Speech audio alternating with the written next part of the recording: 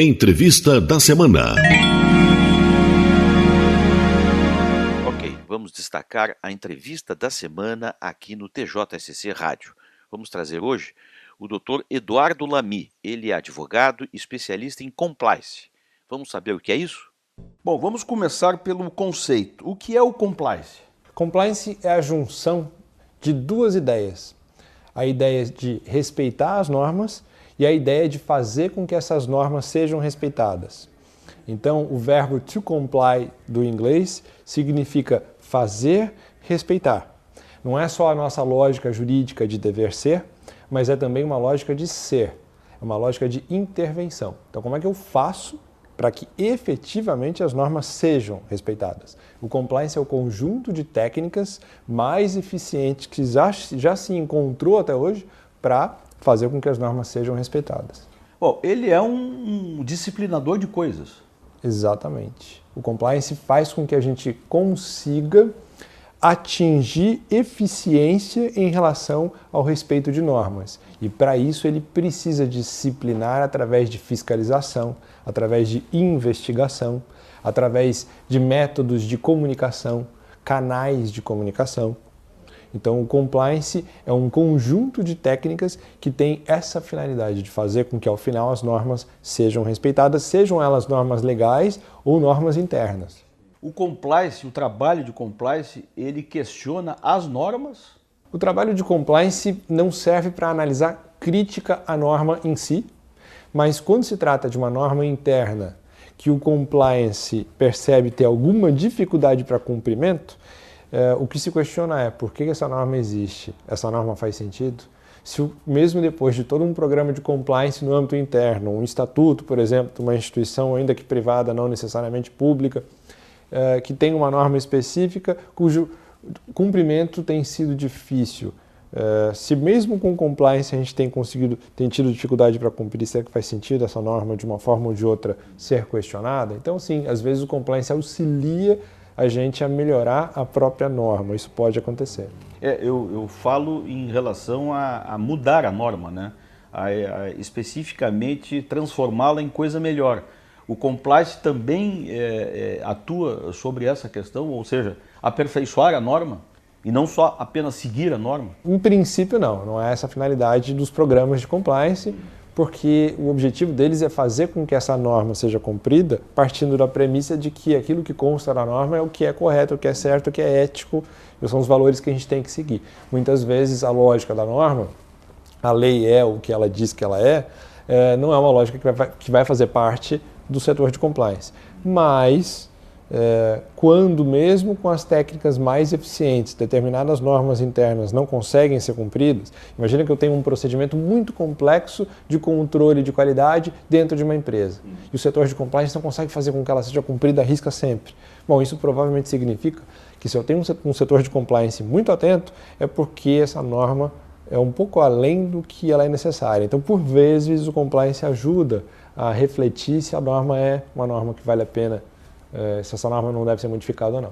Mas no que diz respeito à norma legal, não existe a tradição de você alterar a norma legal por meio de compliance. Bom, o compliance é um conceito e um trabalho que ele pode ser atuado, então, se desenvolvido no setor público e privado, né? Pode.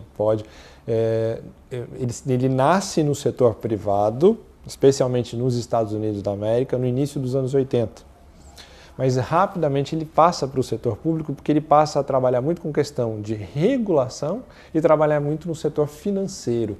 E nesses setores a regulamentação trata também do interesse público.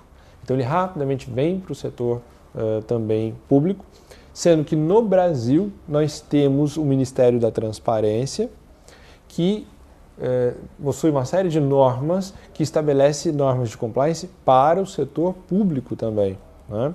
Então, as empresas públicas, sociedades de economia mista no Brasil precisam ter compliance. Quem contrata com a administração pública em valores que a legislação vai estabelecer, dependendo do caso, superiores a 5 milhões, dependendo do caso, superiores a 1,5 milhão, depende muito do tipo de contratação que vai se fazer, você também precisa ter compliance. O Estado do Rio de Janeiro exige, o Estado de São Paulo, o município de São Paulo. Então nós já temos o Distrito Federal, né, em contratações superiores a 1,5 milhão de reais. Todas todas essas entidades públicas exigem compliance para você poder contratar com elas e também exigem que a própria entidade pública faça compliance. Então, é claro que os prazos, na maioria das vezes, para a instituição do programa de compliance são prazos que ainda estão ocorrendo. Boa parte dos prazos, por exemplo, para as empresas públicas, para as autarquias públicas, são prazos que ainda vencem ao longo desse ano de 2018. Mas esse é um tema que já está se desenvolvendo com muita intensidade e que, especialmente nos próximos meses e anos, estará se desenvolvendo ainda mais. Ok, doutor, nós vamos fazer um rápido intervalo comercial. Nós estamos aqui conversando com o advogado Eduardo Lamy. Ele é advogado, especialista em compliance, e é este o nosso assunto da entrevista da semana. É um instantinho, já já estamos de volta. Que tal resolver os seus conflitos na justiça de forma rápida e eficiente? Faça conciliação. É simples e só depende de você. Todo mundo que tem um processo na justiça pode tentar resolver o problema de forma negociada. Basta ir até uma unidade do judiciário mais perto da sua residência e procurar o setor de conciliação. Lá, diga que tem um processo na justiça e quer conciliar. Para mais informações, acesse o endereço eletrônico do Conselho Nacional de Justiça, cnj.jus.br/conciliação. E encontre os locais e contatos dos núcleos de conciliação do seu estado.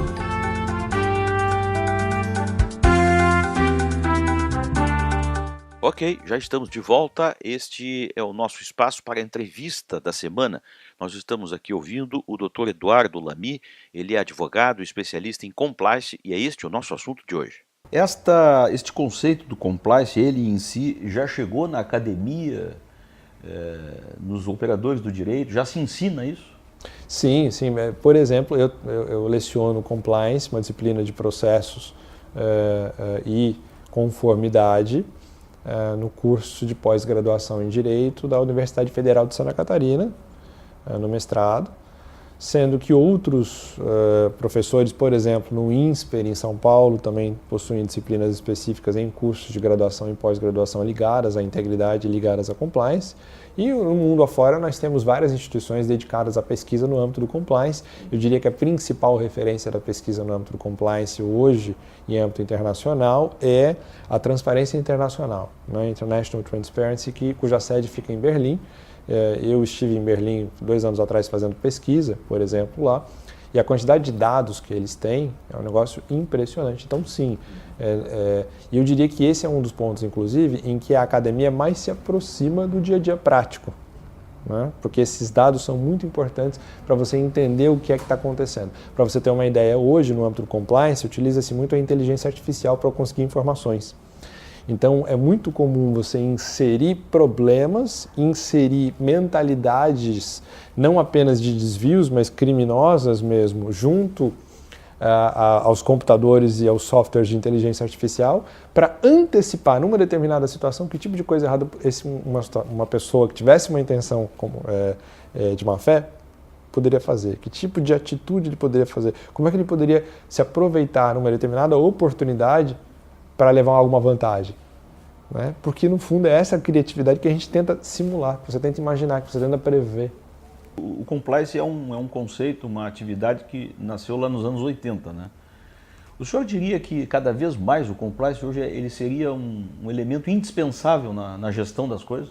Sim, porque a ideia de compliance, principalmente, é a ideia de tecnologia para a confecção de cultura.